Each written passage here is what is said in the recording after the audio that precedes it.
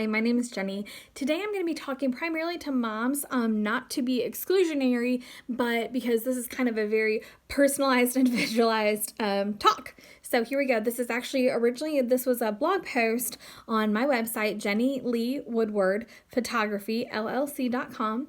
And it's also going to be my next episode of verbal processing. So if you listen to podcasts, you might check that out. That will be more long form. However, I am just going to kind of speak to you today and give you about 5 or so tips at the end. So here we go. Moms, you love your kids. You pour yourselves out for them day after day. You cherish their milestones. You try to embrace every moment that you get to spend with your little ones.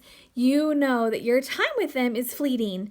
And so you try to soak it all in with a mixture of wistful nostalgia and pride, right? Maternal pride. You're just being overwhelmed with these things, especially as our children are celebrating birthdays and milestones and there's just certain things that kind of bring out all of those emotions, right? And I know this because that's my experience too. So in 2013, 3 weeks after I had my 4th child, my daughter, I had a stroke. And I've recovered obviously, and I was very blessed in that way. But I realized some months later that if I had died that day, and I know this might seem a little morbid, but truly, if I had died that day, my daughter would have only had one picture of me with her. She would have had the picture, that standard picture where you're holding the baby after you've given birth, and that would have been it. Now, I had spent 3 weeks caring for this newborn, but that would have been the only image that she had. So, and then I kind of kept thinking and looking through, because I kept very detailed scrapbooks. I had taken pictures of my children almost every day of their lives. But my boys that were 8, 6, and about 4 at the time, they wouldn't have fared much better. There were maybe a handful of photos of them with me. So I adore my children. I value them. I am so blessed to be able to stay home with them and to homeschool them. But if I had died, they would not have had any photos of me doing anything with them. They would have had a handful of staged photos or candid shots, but they wouldn't have had anything that was like, high definition or good quality, high resolution photos at all. And they wouldn't have really had any photos of us doing anything together. Because I was able to be home with them, I read to them every day, baths and story times and play times and games and all these wonderful experiences that I was blessed to be able to be home and to do with them. They would not have had a single image of those things. And that really made me sad. And I vowed to do different. I vowed to be better about getting in front of the camera and trying to do all that. And then I promptly forgot. Life was busy with 4 little ones under 8, and it wasn't until I started really learning the craft of photography about 2019 that I really was able to learn how to take good photos and to make quality images. And then also I started beginning to incorporate my preferred style, which is lifestyle. Now, I used to really enjoy scrapbooking. I would like to present to you that lifestyle photos are the modern equivalent to scrapbooking, right? Because we can take pictures that reflect the right now and what our lives actually look like. But by using a DSLR, we are taking those higher quality images that are going to last. You're going to get more detail. You're going to get people's eyes. You're going to get just all those lovely things, all those reasons that we like a higher quality of a photo, right? So why do this? Well, I want to remember the special chaos that is home education on a Tuesday morning. I want to remember the tender and the silly and the sweet. I want quality photos of not just my children, which I love taking, but I want quality photos of my children and I enjoying life together.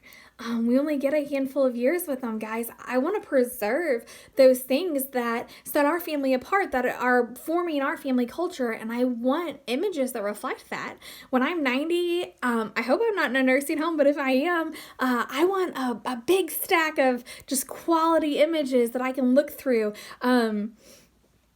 And this has required a lot of self-education on my part, but I'm going to share with you a couple tips on how you can get really good quality images with your children, okay? So number one, capture the everyday. I know that might sound silly, but what I mean is children go through stages so rapidly. So if you can go ahead and capture the pictures of the toys they can't live without, the blanket that they can't sleep without, their breakfast cereal, their favorite book that they ask you to read 47 times, capture the everyday. Those will be really treasured, and the kids go through stages so quickly that it's really fun to have these records.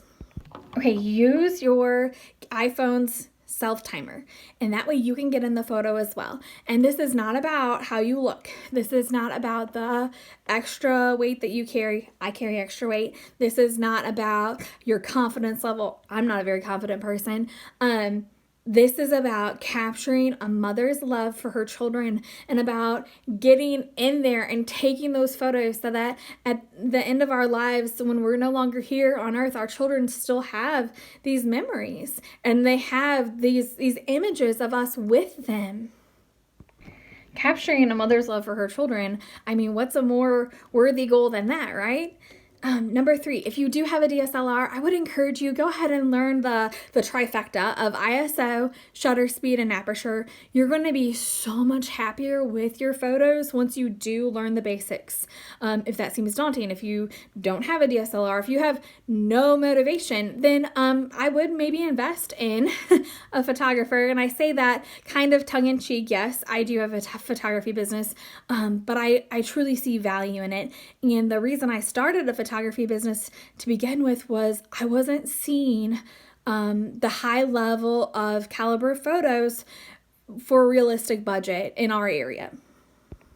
And then lastly, if you have, one more thing. If you have a DSLR, go ahead and invest in the remote timer because they're about $15 to $20 on Amazon and you will use it all the time. They're wonderful. And then lastly, number 5, do time-lapse videos on your phone. I especially love these for everyday activities that I'm doing with my kids. I did one yesterday with my daughter and I were doing chalk, like sidewalk chalk, and they don't take up a lot of room on your phone, but they're really great for kind of showing, a time lapse, but they're kind of great for showing those everyday moments that maybe you don't want to be glued to your phone, but you can just kind of prop it up in the corner or against something, put a book behind it, a can or something, and just take a video. They're really fun and they're really sweet to, over time, as you build up, look back and kind of see just all the fun things you're doing with your kids. So I hope this has been helpful to you. If I can do anything for you, don't hesitate to let me know. Thanks for watching.